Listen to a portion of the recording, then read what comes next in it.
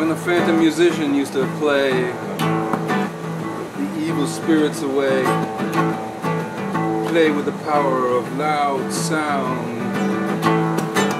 so they wouldn't hear all the gunshots and killing all around. When he used to light up the night with some music that could be heard from miles, he would play this song, and I don't know what it was called. Oh yeah, I remember. It was called South Park Psych Out.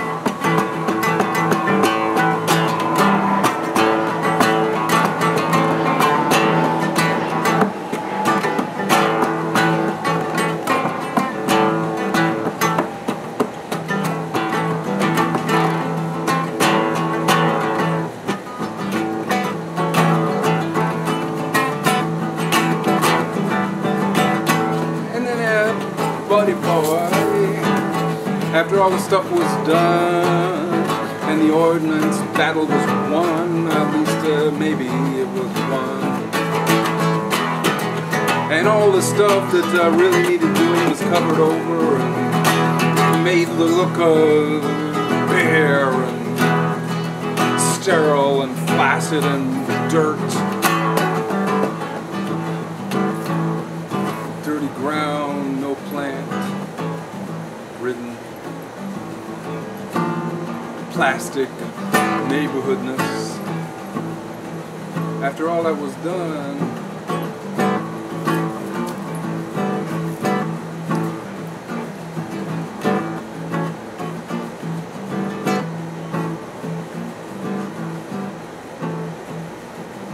I asked, if they'd move their car so I could park in front of their house, because there were 2 spaces in front of their house, and our 2 spaces were generally being used.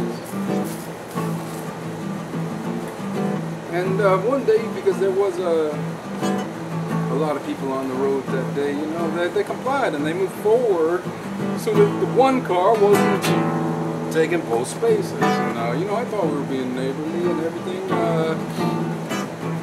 I really never had anything against any of them. I was amused, by the hard work I had to do to comply with the ordinance thing, and I was glad that it was kind of done,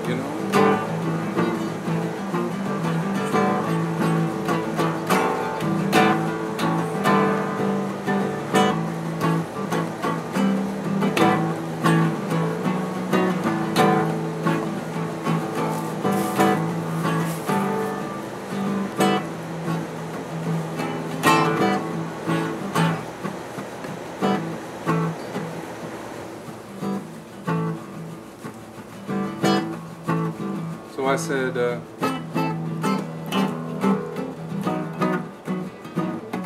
could you move the car forward? And so I got a call saying, hey, could you take your car away from the front of our house?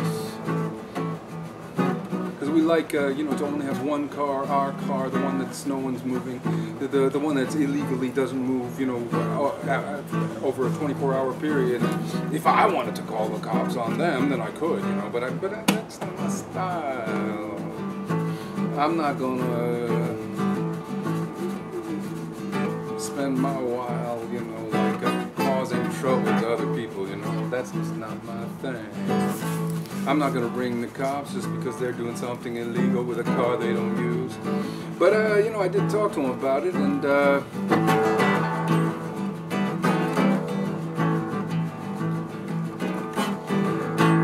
I did talk to him about it because we were trying to, patch up a thing where, Wifey Poo saw a toilet. Man, I'm here in the urine and the feces, and I'm trying to fix a toilet, and I left the toilet, the new toilet, that was being fixed out on in front of the house for about 2 minutes while I was bringing in the tools. And somehow that turned into a paranoia about, trying to do something to make her feel bad, because there was a toilet in the front of her house. Of course, me, writhing around in feces and urine for 2 days, having broken the other toilet that was there, and unable to fix it without replacing it, that didn't matter. It was all about her paranoia, So we were sitting on their front porch, and you know, and I was telling him that it would be nice if they could move that car of theirs, because I like to park, you know, in front of their house. It was very convenient for me to next door, you know, and everything.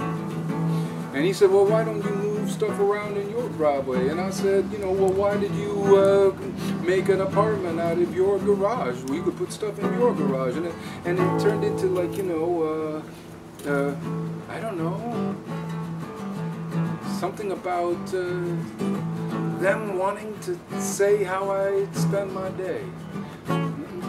Maybe that's what it all was all about. And me not letting them get away with it.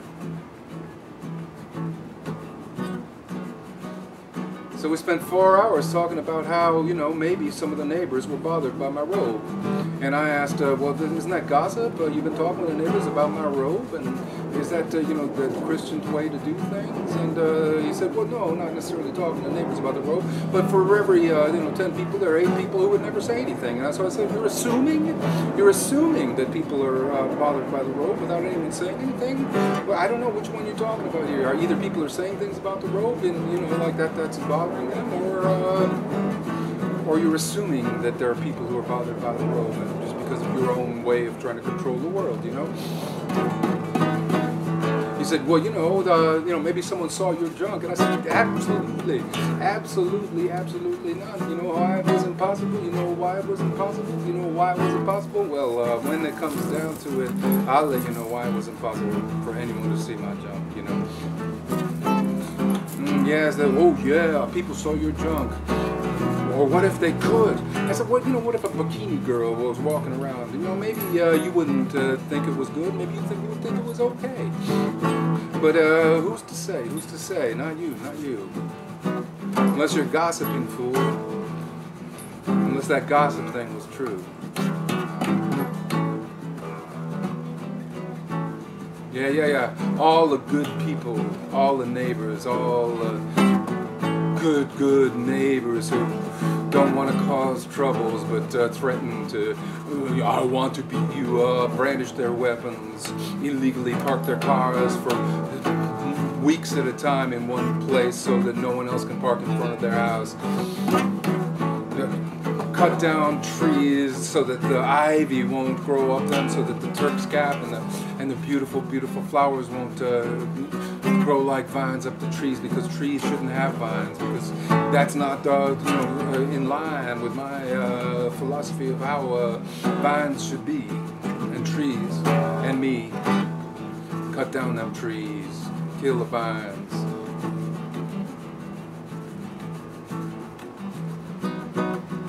Take down them flamencos.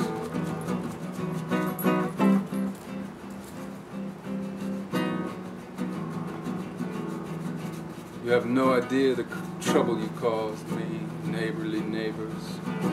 Woo-hoo, woo-wee. And what got done? A little paint got splattered on some wood, and it made it look like you thought it should, but everything is all rotten inside. And that's my analogy with you for friggin' Obama-hating mother dog, blue bonnet Republican. There's gonna be a revolution, assholes. Because all you want to do is control other people's lives, so that the vines don't grow up the trees where you can see. And the pink flamingos don't mess with your sensibility.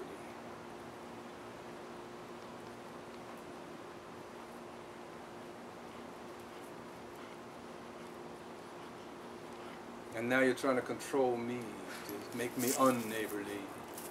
So I say hello.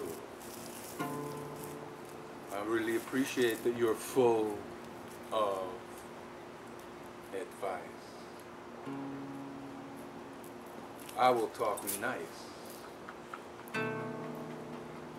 while I watch your demise, the inevitable prize of all